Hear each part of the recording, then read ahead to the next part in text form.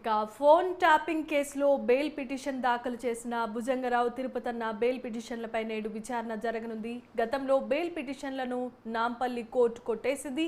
మరోసారి bail petition వేశారు భుజంగరావు తిరుపతన్న. ఇక ఈ బెయిల్ పిటిషన్లపై నేడు నాంపల్లి కోర్టులో విచారణ చేపట్టనున్నారు.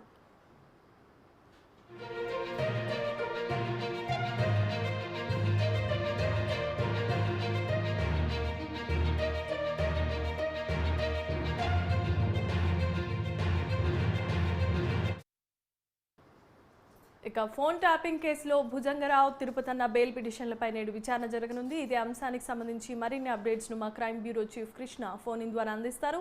కృష్ణ, చెప్పండి. జమీమా, ఏదైతే ఫోన్ ట్యాపింగ్ కేసులో చెంచలగూడ జైల్లో ఉన్న ఈ కేసులో భుజంగరావు తిరుపతన్నలు నాంపల్లి కోర్టులో బెయిల్ పిటిషన్ దాఖలు చేయడం జరిగింది.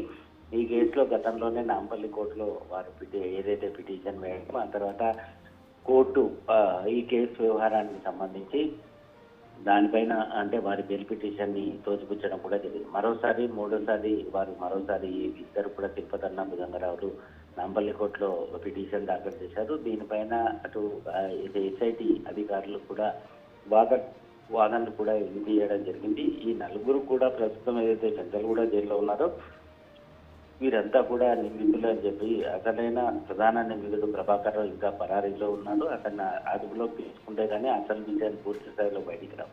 సో ఈ ఫోన్ ట్యాపింగ్ అనే అంశం అనేది చాలా తీవ్ర స్థాయిలో ఉంది కాబట్టి ఇప్పుడు ప్రస్తుతం ఈ భుజంగరావు కానీ తిరుపతన్నకు కానీ బెయిల్ ఇస్తే బయటకు వెళ్ళి ఖచ్చితంగా వీళ్ళు సాక్ష్యం బెదిరించడం, సాక్ష్యాలను తారుమారు చేయడం అనేది చేస్తారు. కాబట్టి ఎట్టి పరిస్థితుల్లో వీరికి బెయిల్ ఇవ్వకూడదు అని చెప్పేసి మరోసారి ఎస్ఐటి అధికారులు వాదనలు వినిపించారు. సో ఈ రోజు మరోసారి నాంపల్లి కోర్టులో వీరికి బెయిల్ ఇవ్వాలా వద్దనే దానిపైన వాద ప్రతివాదనలు కూడా జరగబోతున్నాయి.